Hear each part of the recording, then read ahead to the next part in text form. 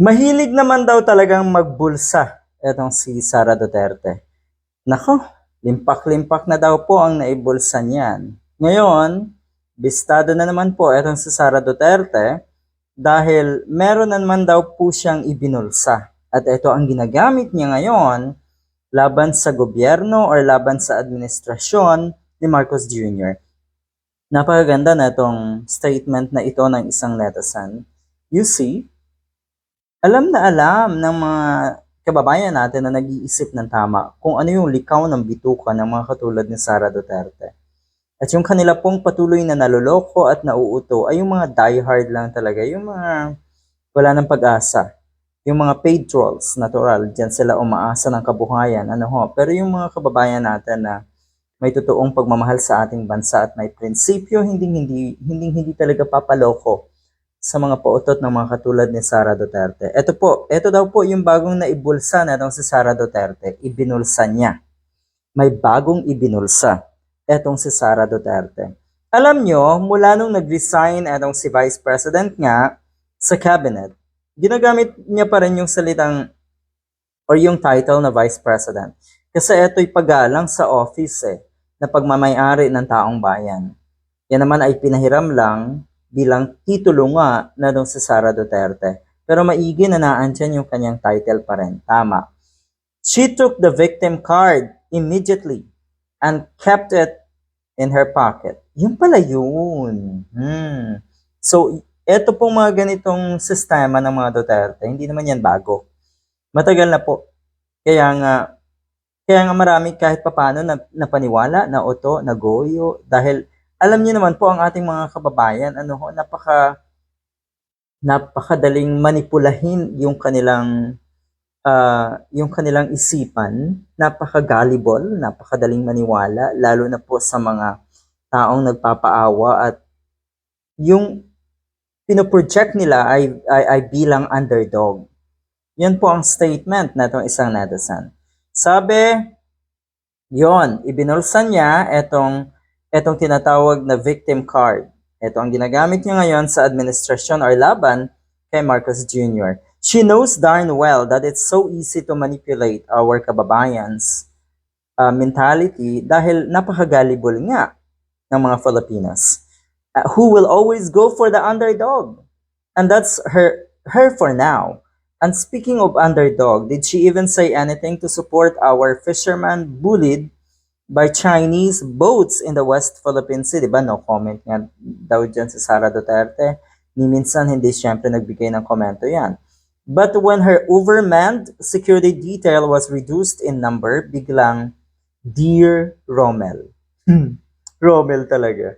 Rommel talaga niya inaddress ang ating PNP chief. Dapat may correct delivery ng communication, especially if you're a high official. I would never address any public official on a first name basis. I may dislike him as to omit his official title and my greeting, but I will always respect the office nga naman na ipinahiram lang doon sa official na yan. May punto siya, di ba? So, eto pala yun. Bagong ibinulsa nga na si Sara Duterte. Hindi po yan matatawag na, or hindi naman ngayon lang yan. Ang ibig kong sabihin, matagal na po na nakaipon na po ng victim card ang mga katulad ni Sara Duterte. Yan na lang po kasi ang puhunan nila. Okay? Dahil kung sa dunong, nakita nyo na bang nag-deliver ng matinong speech itong si Sara Duterte? Nakita nyo na ba na interview ng media halimbawa na may kabuluhan at matino ang sinabi? Hindi ba't either biro at idadahilan yung kanilang pagiging Bisaya kung kuno nga ay ma-misinterpret ng mga kababayan natin yung kanilang sinasabi? Tayo pa talaga ang may kasalanan na nami-misinterpret daw. Hindi ba literal naman sana ang kanilang mga sinasabi, lalo na po sa mga interviews netong si Sara Duterte. So ako'y naniniwala ako'y naniniwala doon or ako rin ay merong katanungan. Lawyer nga ba talaga etong si Sara Duterte? Katulad din ng mga kababayan natin na nagdududa. That she uses the victim card whenever she feels necessary is correct, but I doubt if she can still fool many. Sa puntong ito, hindi na po. O konti na po, kung meron man, yan po ay posibleng yung mga blind followers na lang o yung mga paid trolls. Sila na lang po ang posibleng mapaniwala ng alas or ginagamit nga na victim card natin sa Sara Duterte.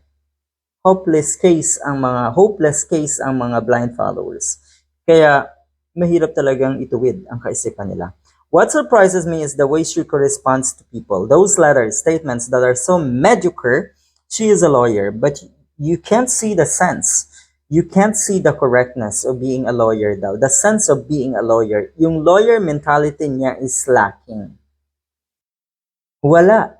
Wala po talaga. Ang ibig sabihin, baka kasi hindi talaga naman siya lawyer. Nalala ko nung nag-deliver siya ng speech sa isang palarong pambansa ata yun, inilipad yung kodigo. Nagalit. Wala nang nasabi. Naalala ko rin nung ako ay nag-deliver ng inspirational message sa graduating students dito sa amin. Siguro wala akong time gumawa ng kodigo.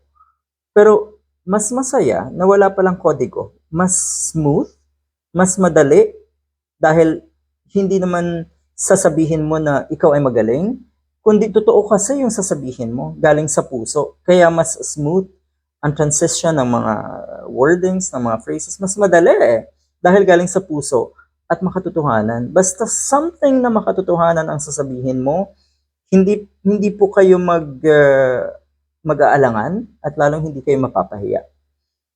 Alright, lawyer nga daw ba? Because she doesn't even know how to communicate professionally.